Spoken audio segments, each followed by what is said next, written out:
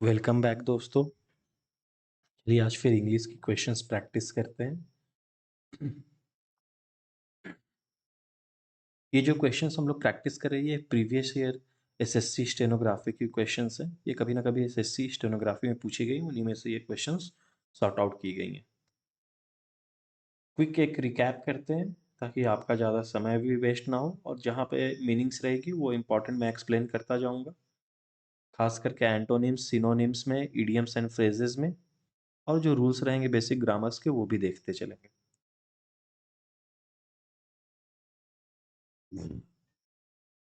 Question is, select the most appropriate meaning of the underlined idiom in the given sentence. He goes hard with one and all. Hard with one and all मतलब hard मतलब जो tough हो, one and all मतलब एक और सभी से, मतलब सभी लोगों के साथ वो हार्ड रहता है, मतलब कि वो थोड़ा डिफिकल्ट पर्सन है। वो क्या है?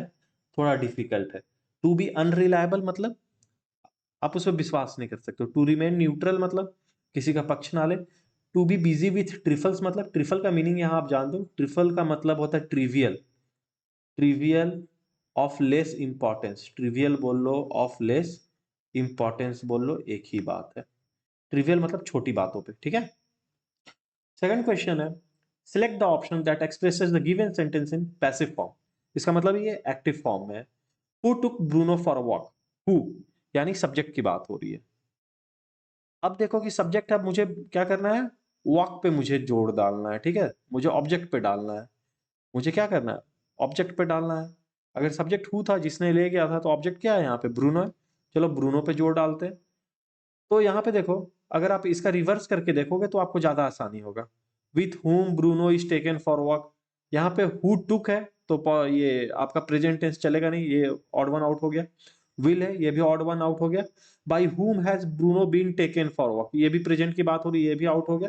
ये वाला देखो, ये सही बच रहा है, और ये सही इसलिए भी है, by whom was Bruno taken for walk. Took है तो टुक का वॉज टेकन हो जाना चाहिए, और क्वेश्चन के फॉर्म है तो बाई हुम पहले आ जाएगा।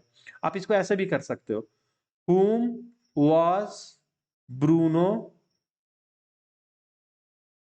taken by। आप हेल्पिंग भर के बाद, वर्ब के बाद भी क्या लगा सकते हो, बाई लगा सकते हो।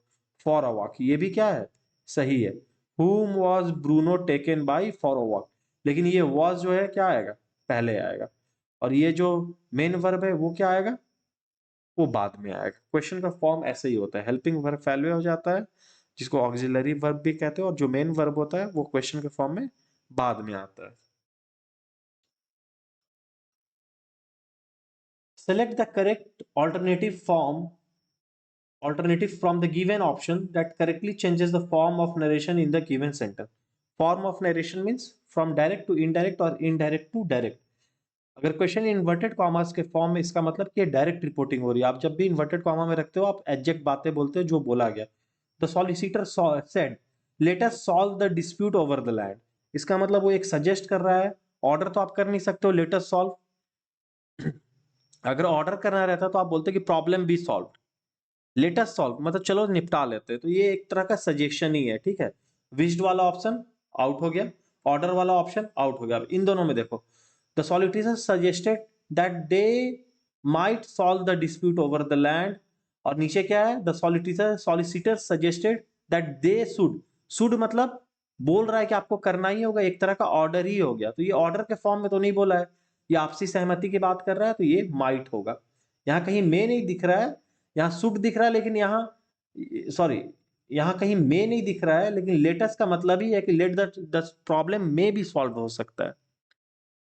किसी पे वो प्रेशर नहीं डाल रहा है, बस वो रिक्वेस्ट कर रहा है, तो रिक्वेस्ट के फॉर्म में यहाँ छुपा हुआ है, और मे का ही आपका रिपोर्टर फॉर्म क्या बन जाता है, might. Given below are the four jumbled sentences. Select the option that gives their correct logical sequence. In type के क्वेश्चंस में, जैसा मैं पहले भी बता चुका हूं, कि आपको देखना है कि इसके बाद क्या आएगा। मतलब मुझे देख लेना है कि बी के बाद सी आएगा, कि सी के बाद बी आएगा, कि सी के बाद डी, कोई भी एक सीक्वेंस मिल जाएगा तो मुझे लगभग ऑप्शन से आंसर दिख जाते हैं। However, the most consumed tea in the world is Indian tea. ठीक है। Tea was originated in China by its ruler Sinong. India has also the credit of being the world's largest tea producer.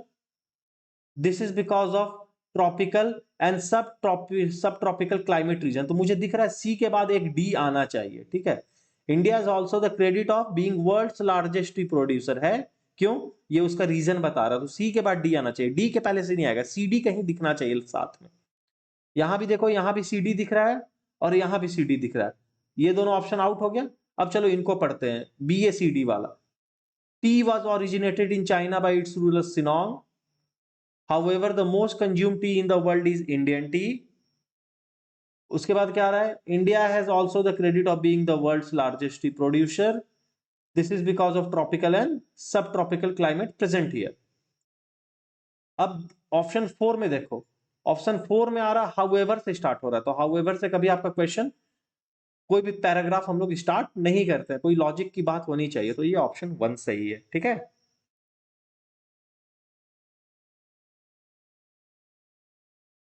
Identify the most appropriate antonym of the given word. Reliable, reliable का मतलब होता है आप जिस चीज पे विश्वास कर सको, ट्रस्ट वर्दी हो, जिस पे आप ट्रस्ट कर सकते हो। तो रिलायबल का उल्टा क्या हो जाएगा, रिलायबल का मतलब ट्रस्ट वर्दी है, तो अन लग जाएगा, मतलब अनरिलायबल हो गया, अनट्रस्ट वर्दी हो गया ये। अननोन का मतलब जिसको आप जानते नहीं हो, अनकॉमन मतलब जो कॉमन ना हो, अनफेमिलियर मतलब जो आपसे फेमिलियर ना हो। The given sentence is divided into 4 segments. Select the option that has the segment with a grammatical error. किसी एक में ग्रामेटिकल एरर है, a grammatical error. He will come when he will be ready। 2 बार will का बात हो रहा है। आपको पता है कि अगर एक बार आपने will यूज कर लिया है, तो नेक्स्ट फ्यूचर को आपको बताने के लिए आप सिंपल प्रेजेंट का यूज करते हो। तो ये सेंटेंस क्या होना चाहिए, he will come when he is ready, या when he gets ready। Simple present का बात करोगे आप, ये दोनों हो सकता है, he will be नहीं होगा। तो यहां पे जो एरर है वो किसमें है, he will be में।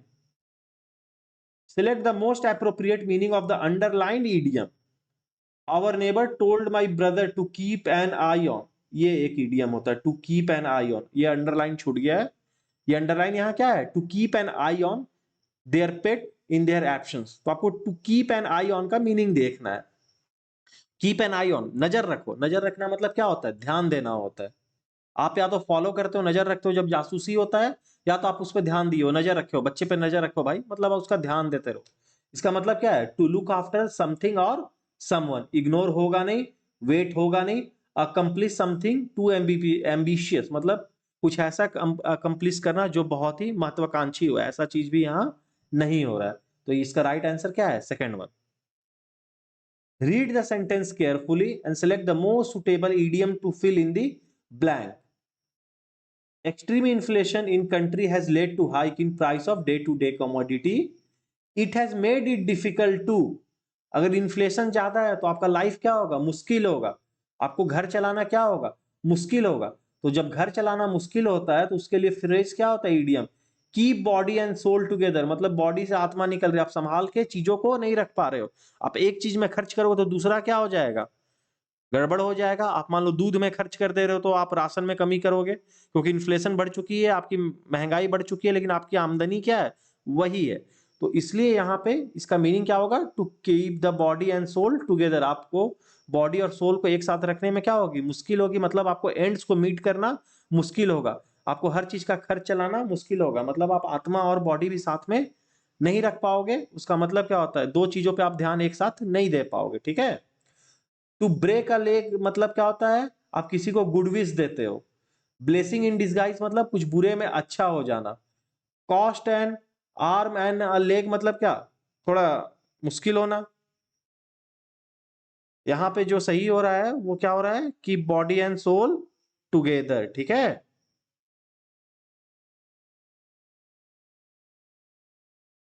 दो चीजों को आपको संभालना मुश्किल हो रहा है, ठीक है।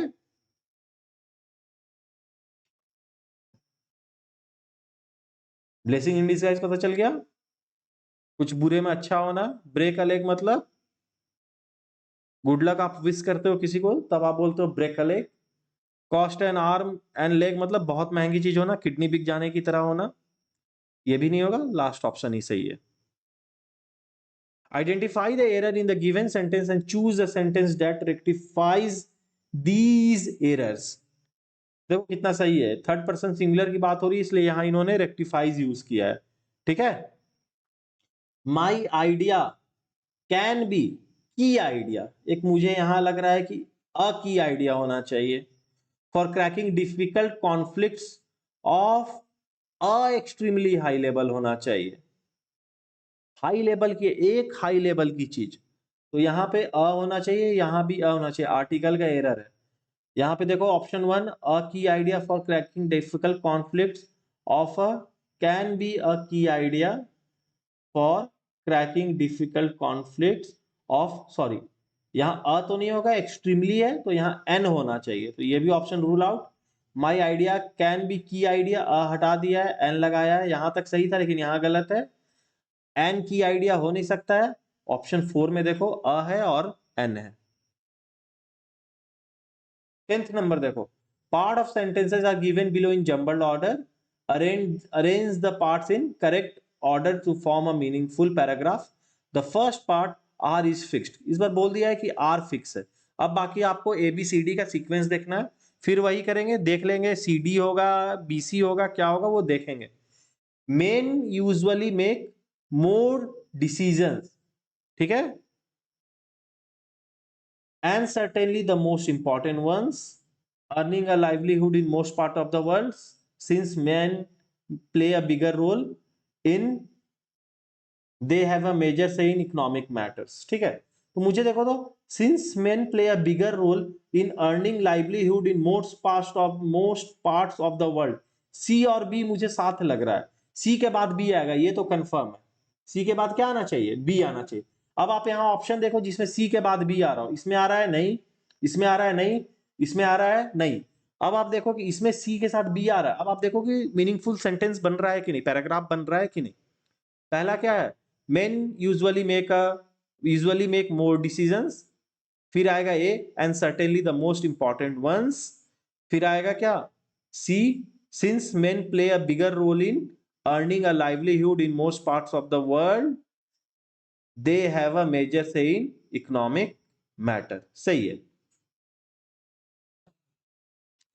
Technology has made it possible for us to reach out to more students and it has made it possible for us to deliver the same lesson in much more। अब देखो पहले के जमाने में क्या होता था, ब्लैक बोर्ड पे पढ़ाई होती थी, बहुत चीजों की 3D रिप्रेजेंटेशन आप नहीं दिखा पाते थे। आजकल आप देखते हो कि आपको ट्रायंगल के एरिया, सर्कल के एरिया एक 3D एनिमेशन के फॉर्म में आपको यूट्यूब पे, नेट पे सब जगह अवेलेबल मिल जाता है, तो आपको पता चल जाता है कि वो पाई आर स्क्वायर कैसे हो रहा है, या ट्रायंगल का area half into base into height कैसे हो रहा है। तो ये सब पॉसिबल कैसे हो पाया है, टेक्नोलॉजी के कारण हो पाया है। तो लेसन को आप कितना अच्छे से समझा पा रहे हो और एफिशिएंटली समझा पा रहे हो ना, और एफिशिएंटली समझा पा रहे हो।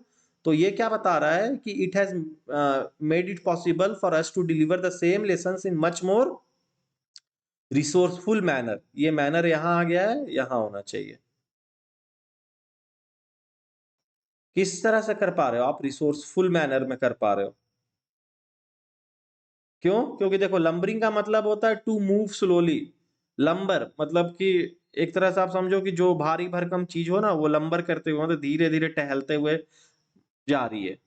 इनकॉम्पिटेंट मतलब सही तरीके से नहीं, इनकम्बरिंग भी यहाँ पे नहीं होगा। ठीक है, कम्बर मतलब क्या होता है, कम्बरसम प्रोसेस होता है, मतलब जटिल। तो जटिलता से तो आप नहीं समझाओगे ना, आप आसानी से समझाओगे, तो ये भी नहीं होगा।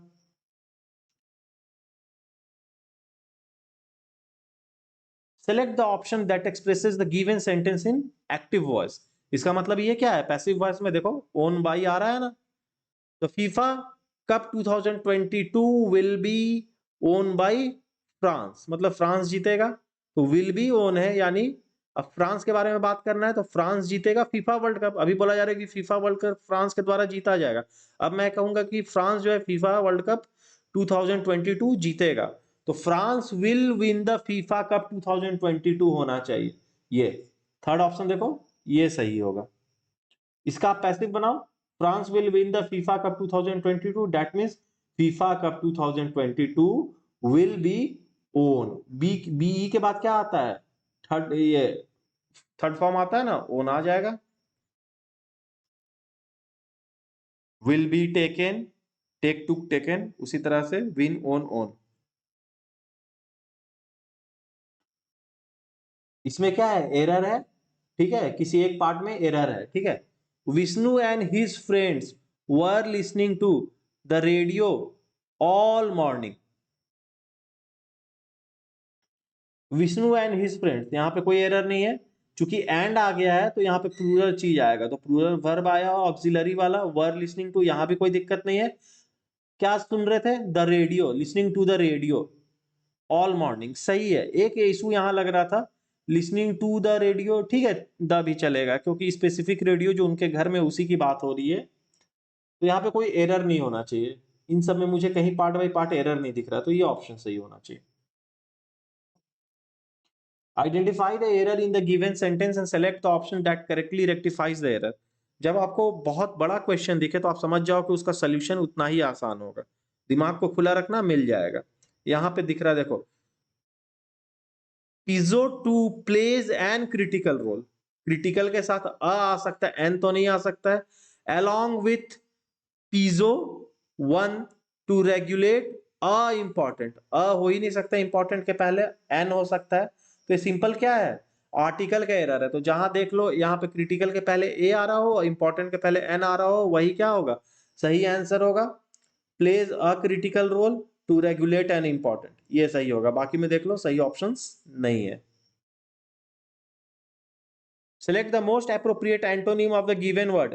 Admiration, प्रशंसा करना। प्रशंसा का उल्टा क्या होता है, बुराई करना, धिक्कार देना। तो प्रशंसा का उल्टा कंटेम्प्ट हो सकता है एडमिरेशन का।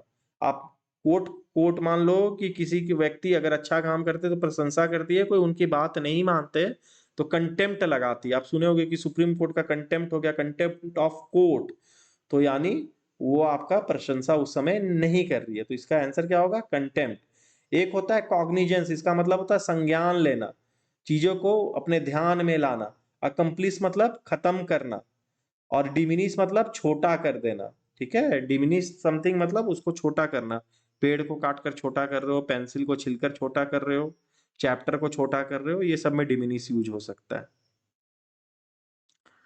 Select the most appropriate option that can substitute the underlined segment in the given sentence।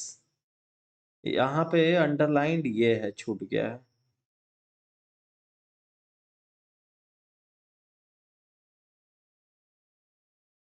Elegance and intelligence had the two most important traits of young ladies। अब देखो यहाँ पे क्या है, had the elegance and intelligence had the two most important traits। तो या तो आप यहाँ had the नहीं बोल सकते हो, were बोल सकते हो। were the two most important traits of the young ladies, मतलब पहले के समय में ये दो इंपॉर्टेंट लक्षण हुआ करते थे, ठीक है। लेकिन ये सेंटेंस रेट्रोस्पेक्टिव बात नहीं कर रहा है, क्यों, क्योंकि आपको जितने भी ऑप्शन दिख रहे हैं सब प्रेजेंट वाले दिख रहे हैं, पोस्ट वाले नहीं दिख रहे हैं, पास्ट वाले नहीं दिख रहे हैं, तो ये रेट्रोस्पेक्टिव बातें नहीं कर रहा है। तो प्रेजेंट टेंस में सबसे बढ़िया क्या होगा, आर द। क्यों, एलिजेंस एंड इंटेलिजेंस, मतलब दो ऑब्जेक्ट की बात हो रही है, तो जो भी ऑक्सिलरी या हेल्पिंग वर्ब आएगा वो प्लूरल इन नेचर होगा। Select the most appropriate synonym of the given word. Hind, अब आपको हाइंड से याद आ रहा होगा, आपने अगर बायोलॉजी पढ़ा है छोटे क्लासेस में तो आपको याद आ रहा होगा, हाइंड लिम, फोर लिम। हाइंड लिम मतलब पीछे वाले पैर, ये जनरली चार पैर वाले जानवर में कहते हैं। और फोर लिम मतलब आगे वाले दो पैर, कुत्ते के आगे वाले दो पैर को क्या कहते हैं, फोर लिम्स कहते हैं। पीछे वाले दोनों पैर को क्या कहते हैं, हाइंड लिम्स। मतलब हाइंड मतलब पीछे वाला, तो हाइंड का जो है सिनोनिम क्या होना चाहिए, पीछे का सिनोनिम क्या होता है, रियर, ठीक है। फोर मतलब आगे हो गया, आपको सिनोनिम चुनना, उल्टा नहीं। एंटीरियर मतलब, अच्छा, वेंट्रल का आपको मीनिंग पता है, वेंट्रल जिन्होंने बायोलॉजी अगर देख रखा हो तो उनको वेंट्रल का मीनिंग पता होगा। वेंट्रल मतलब क्या होता है, लोअर एब्डोमेन को हम लोग वेंट्रल कहते हैं। वेंट्रल रीजन क्या होता है, लोअर एब्डोमेन होता है, ठीक है। और एंटीरियर मतलब क्या होगा, पुराने काल की चीज हो गई, तो ये पुराने काल की तो बात नहीं कर रही है। हिंड मतलब पीछे, और मतलब आगे, तो पीछे का क्या होता है, रियर होता है, रियर व्हील्स, ठीक है। और इंटीरियर क्या हो गया, पुराने जमाने की चीज हो गई, ठीक है। प्रायर भी बोल सकते हो एंटीरियर के जगह, ये भी चलेगा। इंसुटेबल यहाँ पे दिख रहा है, रियर वन। एंटोनिम चुनना है। Rukhsana was left alone in her house but fear was now her constant. यहाँ पे जो आपका वर्ड अंडरलाइंड है यहाँ पे वो क्या है, कांस्टेंट है। Rukhsana was left alone in the house again but fear was now her constant companion. Constant का यहाँ पे आपको क्या देखना है, एंटोनिम देखना है। तो कांस्टेंट मतलब रेगुलर का साथी है, तो रेगुलर का उल्टा क्या होता है, चेंजिंग होता है। तो यहाँ पे एंटोनिम क्या होगा, चेंजिंग। स्टडी मतलब भी एक जैसा, ये भी नहीं होगा। बोरिंग तो आप जानते ही हो क्या होता है, फ्रेंडली का भी मीनिंग आप जानते हो। ये इनडायरेक्ट स्पीच में आपको इसका डायरेक्ट करना है, तो आप सीधा ऑप्शन से इसको डायरेक्ट स्पीच में करो। She said she was seeing her brother tomorrow. Tomorrow का आप बोल सकते हो the next day, the following day भी। तो इसका she said that she was seeing her brother the next day. तो 19 का देखो ये पहला ही ऑप्शन आपका क्या है, करेक्ट हो गया इसका, क्योंकि आप जैसे ही इनडायरेक्ट स्पीच बना रहे हो यही वाला सेंटेंस आ जा रहा है, ठीक। बाकी का यहाँ विल है तो इसका वुड हो जाएगा, वॉज का क्या हो जाएगा, हैड हो जाएगा, हैड बीन सीइंग हो जाएगा। आई शुड का क्या हो जाएगा, शुड का कुछ होता नहीं है, ठीक है, लेकिन यहाँ पे वैसा कोई सेल शुड है भी नहीं, तो कुछ वैसा होना है नहीं। तो ये जो पास्ट का था, पास्ट कॉन्टिन्यूअस का था, तो प्रेजेंट कॉन्टिन्यूअस किस में बदल जाता है, पास्ट कॉन्टिन्यूअस में बदल जाता है, रिपोर्टेड स्पीच में या इनडायरेक्ट स्पीच में। यहां भी इनडायरेक्ट करना है। The customer asked the tailor will you have the dress ready by Tuesday. तो यहाँ पे आस्क्ड द टेलर है तो ये ऐसे भी आस्क्ड ही रहेगा, सेड तो है नहीं। तो the customer asked the tailor तो कांस्टेंट रहेगा। क्वेश्चन को हम लोग हटाते तो क्या करते, इफ या वेदर का यूज करते हैं। यहाँ सभी ऑप्शन में इफ का यूज कर रखा है इन्होंने, ठीक है। तो the customer asked the tailor if he would have the dress ready by Tuesday, if he would have the dress ready by Tuesday, क्योंकि will का क्या हो जाएगा, would। तो अब आप यहाँ पे would देखो किन दो सेंटेंसेस में है, पहले, दूसरे में और चौथे में, तो इन दोनों को तो पहले हटा दो। if he would have the dress ready by Tuesday, if he would like to, like तो कहीं है ही नहीं, मतलब आप वो चाहेगा थोड़ी, ऐसा कुछ थोड़ी होगा, like था ही नहीं तो अपने आप तो आएगा नहीं, तो इसलिए इसका आंसर क्या होगा सही, two. Identify the error. The earth has a exceptional, an होना चाहिए, an exceptional structure which may have held in life arrival. तो एन देख लो कहां पे है, अर्थ हैज एन एक्सेप्शनल यहाँ है ही नहीं, ये भी नहीं हो गया, हैज एन एक्सेप्शनल यहाँ भी सही है।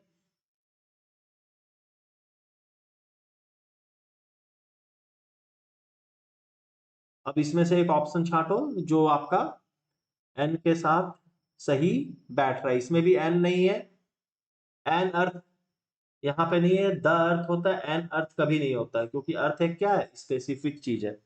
जैसे द यूएसए हो गया, द रशिया हो गया, एन अर्थ नहीं होता है, ठीक है। अर्थ एक स्पेसिफिक प्लैनेट है, तो एन अर्थ नहीं है, एक अर्थ थोड़ी है कोई, बहुत सारे अर्थ में से एक नहीं ना है, ये अर्थ एक ही है। Parts of a sentence are given below in jumbled order, फिर वही करना है। चलो देखते हैं किसके बाद क्या आ सकता है। The south pole of the moon and where no man has ever been before, the Artemis mission will explore.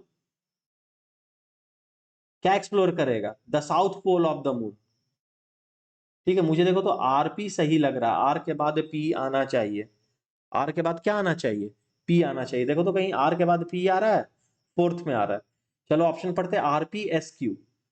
The Artemis mission will explore the south pole of the moon where ice has been confirmed to exist within craters and where no man has ever been before। एकदम सही लग रहा है, meaningful बन रहा है, यही होगा।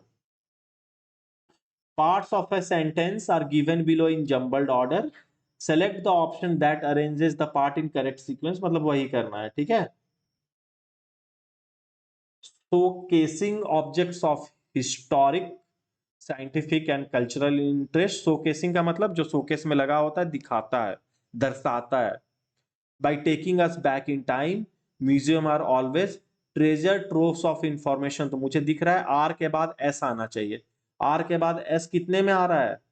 पहले में आ रहा है। चलो आगे की भी चीजें पढ़ लेते हैं। R S P Q, museum, museums are always treasure troves of information showcasing objects of historic, scientific and cultural interest by taking us back in time। एकदम सही है। और ट्रेजर ट्रोप्स का मीनिंग क्या होता है? खजाना। क्या होता है? खजाना। ठीक, ये म्यूजियम के बारे में बात हो रहा है कि म्यूजियम हमें कहाँ ले जाते हैं, म्यूजियम हमें क्या चीज दिखाते हैं, वो खजाना इंफॉर्मेशन का, कैसे वो हिस्टोरिक, साइंटिफिक और कल्चरल इंटरेस्ट की चीजों को दर्शाते हैं और हमें पीछे पुराने समय में ले जाते हैं। Select the option that expresses the given sentence in passive voice. इसका मतलब है कि वो एक्टिव में है। She is doing the homework, यानी homework is being done by her. और यह होमवर्क के पहले क्या है? द। तो the homework is being done by her. Has been होगा नहीं क्योंकि इज डूइंग है, प्रेजेंट कॉन्टिन्यूअस है, तो प्रेजेंट कॉन्टिन्यूअस क्या हो जाता है? Is plus am plus are plus being हो जाता है ना। वही चीज है यहाँ पे। हैज बीन होगा नहीं, वॉज बीन होगा नहीं, वॉज होगा नहीं। क्यों? क्योंकि ये पास्ट में ले गया और ये क्या है? प्रेजेंट परफेक्ट कंटिन्यूअस में ले आया। परफेक्ट टेंस यहाँ नहीं है। मलाठी लव्स रीना। अब बहुत लोग यहाँ गलती क्या करेंगे कि रीना लव्स मलाठी कर देंगे। Malathi loves Reena that doesn't mean कि रीना भी जो है मलाठी से प्यार करे ही। That means one sided love. ठीक है, इसका मतलब है कि Malathi is loved by Reena, क्योंकि ये सिंपल प्रेजेंट है तो सिंपल प्रेजेंट में क्या हो जाता है? इज करके और फिर आप क्या कर देते हो? Third form of the verb use कर लेते हो ना, तो वही चीज यहां भी होगा। तो Reena is loved by Malathi. 25th का सेकंड ही आपका ऑप्शन सही है। ठीक है, इज बीइंग नहीं क्योंकि कॉन्टिन्यूअस नहीं था। वॉज बीइंग मतलब पास्ट वाली की बात है। वॉज लव्ड होगा नहीं क्योंकि प्रेजेंट की बात हो रही है। ठीक है,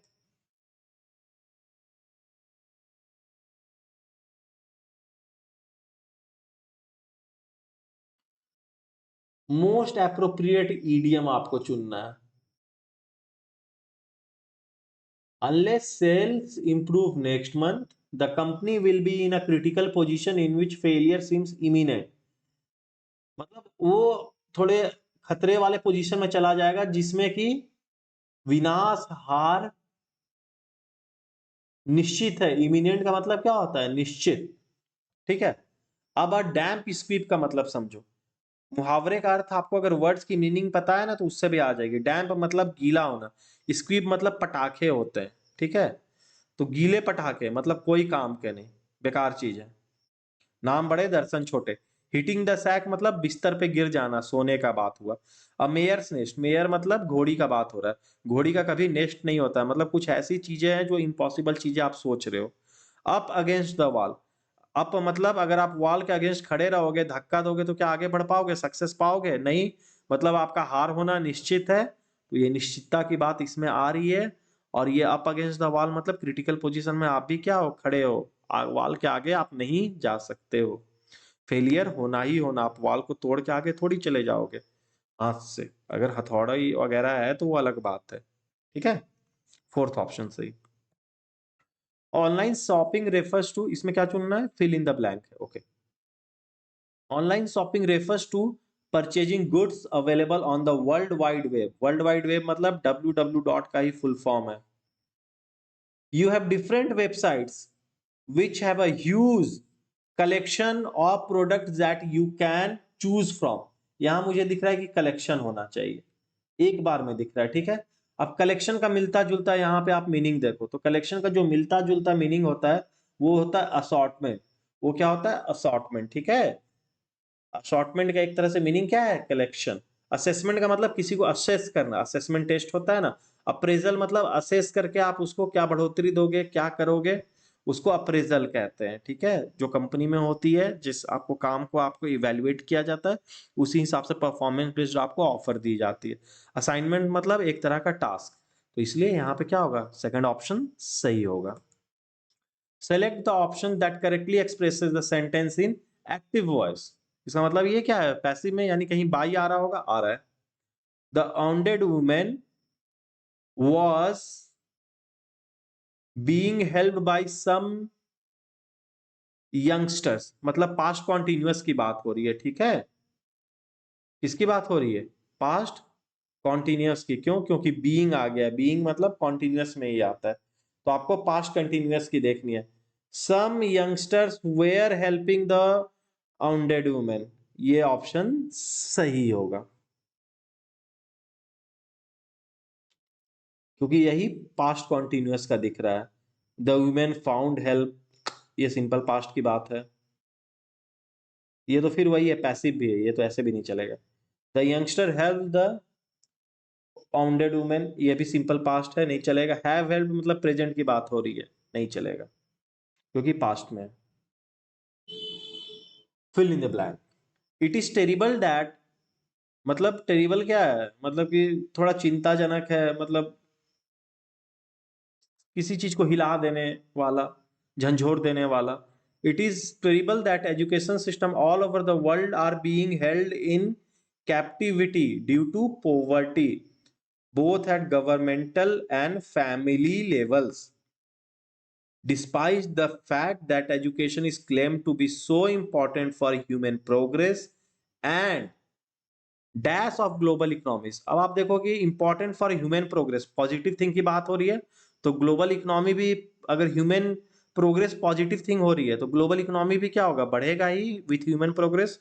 तो यहाँ भी पॉजिटिव सेंस में ही ग्लोबल इकोनॉमी की बात होगी। अब यहाँ पे देखो, पॉजिटिव सेंस वाली चीज क्या है, रिवाइटलाइजेशन।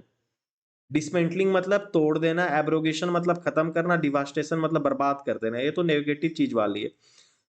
ये एजुकेशन क्या है, ह्यूमन प्रोग्रेस के लिए भी जरूरी है, और वर्ल्ड इकोनॉमी के लिए भी क्या है, जरूरी है। उसको फायदा ही करेगा, डिवास्टेशन नहीं करेगा। रिवाइटलाइज करने का मतलब उसको चुस्ती फुर्ती देने का काम करेगा, उसको जीवन देने का काम करेगा। रिवाइटल करके एक मेडिसिन आती है ना, जो आपको डेली एनर्जी नीड्स पूरा करती है, और क्या बोलते हैं, मिनरल नीड्स, विटामिन नीड्स, तो मतलब आपको चुस्ती फुर्ती शरीर में प्रदान करती है, स्फूर्ति देती है। तो वो भी ग्लोबल इकोनॉमी के साथ एजुकेशन भी वही करेगा। Select the option that expresses the given sentence in direct speech, it means it is in indirect form. She asked me why I was not eating, ठीक है। तो why I was not eating का क्या हो जाएगा, simple. पहला तो हो जाएगा सी सेड या सी आस्क्ड, जो भी रहे, यहाँ सेड है तो सेड ही रहेगा। अब यहाँ पे क्या होगा, सिंपल, सॉरी, प्रेजेंट कॉन्टिन्यूअस ही क्या बन जाता है, पास्ट कॉन्टिन्यूअस बन जाता है। तो यहाँ पे प्रेजेंट कॉन्टिन्यूअस का क्वेश्चन फॉर्म देखो, क्या है, she said why don't you eat, ये नहीं होगा।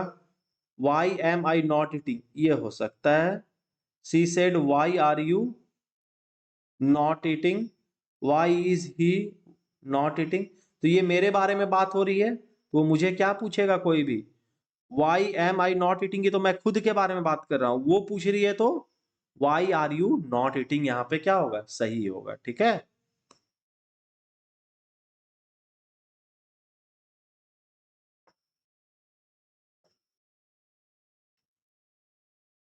Identify the errors in the given sentence and choose the sentence that rectifies these error. I have known her for many years, this time she took unusual decision in unprejudiced way। Unprejudiced मतलब बिना पूर्वाग्रह के, मतलब बिना किसी के बारे में अपने मन में कोई एक धारणा बनाए हुए उन्होंने डिसीजन लिया। अब देखो यहाँ पे दिख रहा है कि यहाँ पे एक बार एन आ रहा है, एन आ रहा है, आ रहा है, फिर कुछ गायब है, यानी ये आर्टिकल का एरर मुझे कहीं कहीं दिख रहा है, कहीं ना कहीं से। तो this time she took an unusual decision in an unprecedented way, तो जहां दोनों में एन हो, यहाँ तो एन है लेकिन यहाँ क्या है, गलत हो गया, यहाँ भी एन, यहाँ भी एन, ये सही हो गया। 31st का आपका आंसर 2 है। Which of the following sentence is in the past continuous tense, मतलब वाज प्लस वर प्लस क्या हो जाएगा, पास्ट कॉन्टिन्यूअस है, was were plus ING form of verb, तो they were watching TV all evening, ये हो जाएगा। ये क्या है, दे शैल बी वॉचिंग, ये फ्यूचर कॉन्टिन्यूअस की बात हो रही है। They would have watched TV all evening, ये कहीं ना कहीं रिपोर्टेड फॉर्म से आई हुई है। They watch TV all evening, ये सिंपल प्रेजेंट, ये सिंपल पास्ट की बात हो गई, तो यही क्या है, पास्ट कॉन्टिन्यूअस है। Select the option that expresses the given sentence in active voice, इसका मतलब ये क्या है, पैसिव फॉर्म में। डिवोशनल सॉन्ग्स आर संग सुपरबली बाय शास्त्री, यानी शास्त्री पहले आ जाएंगे। आर संग यानी प्रेजेंट कॉन्टिन्यूअस की बात हो रही है, तो देखो तो ये हो जाएगा, Shastri is singing devotional songs superbly, तो Shastri is singing devotional song superbly, एकदम सही है, यही है प्रेजेंट कॉन्टिन्यूअस, क्योंकि ये प्रेजेंट कॉन्टिन्यूअस का ही पैसिव फॉर्म है, जिसमें इज स्लैश आर प्लस आपका वो हो जाता है, क्या बोलता हूँ, V3 form of verb use होता है। ठीक है,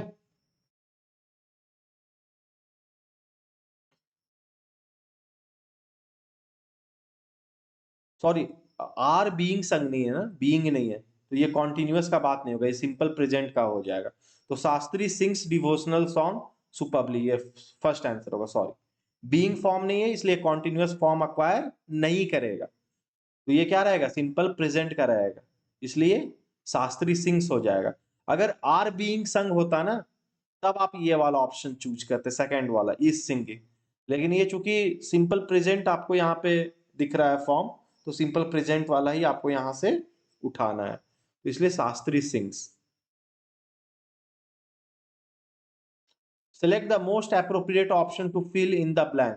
I am busy, I am quite busy, मैं थोड़ा बिजी हूं, तो एक ये देखो, ये इसको क्वाइट पढ़ते हैं, क्वाइट मतलब शांत रहना, तो शांत रहने वाला नहीं, यहाँ ये क्वाइट। फ्यू बिजी नहीं होता है, फ्यू कुछ काउंटेबल चीजों के साथ लगती है, बिजी कोई काउंटेबल चीज नहीं है, अनकाउंटेबल चीज है, तो इसलिए फ्यू नहीं लगेगा, यहाँ पे क्वाइट लगेगा। और टाइडली मतलब होता है साफ सुथरा, अरेंज्ड वे में रखना। Select the option that expresses the given sentence in active voice. A selected group of activists had been invited by the minister before the announcement of strike. By the minister यानी minister साहब पहले आ जाएंगे, तो the minister had been है ना, the minister had invited, क्योंकि had वाला ही form बाद में क्या हो जाता है, हैड स्लैश बीन हो जाता है। The minister had invited a selected group of activists before the announcement of the strike, तो यहाँ पे देखो किस ऑप्शन में आपको ये सही दिख रहा है, minister had invited, had been है, हैड बीन तो उसी फॉर्म का है, मिनिस्टर हैड बीन इनवाइटिंग, ये नहीं, ये मीनिंग चेंज कर दे रहा है, ये वाला सही है, द मिनिस्टर हैड इनवाइटेड, क्योंकि इसका जब आप पैसिव बनाओगे तो ये हैड बीन बन जाएगा।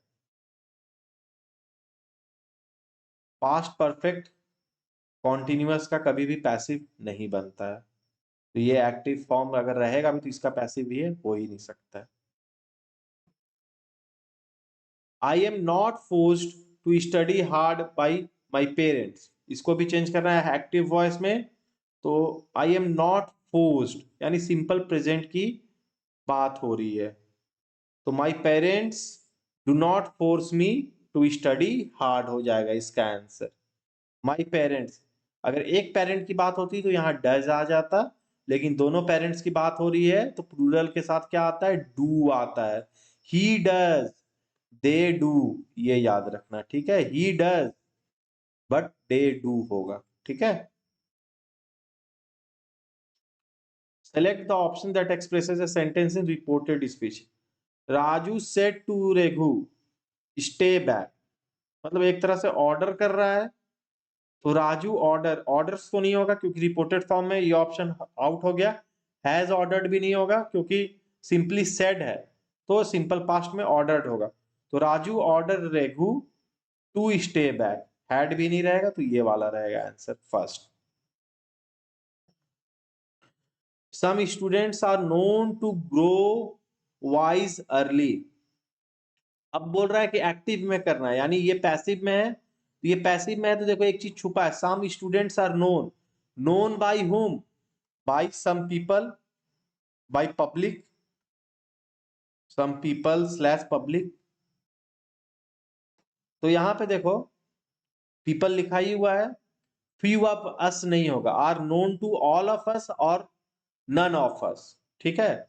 We all know that student grieve wise early, अगर यहाँ पे ग्रीव नहीं रहता ना तो भी हम इस ऑप्शन के बारे में कंसिडर कर सकते थे, ये भी नहीं होगा। Some students have been knowing, ये तो पूरा ऑप्शन ही चेंज कर दे रहा है।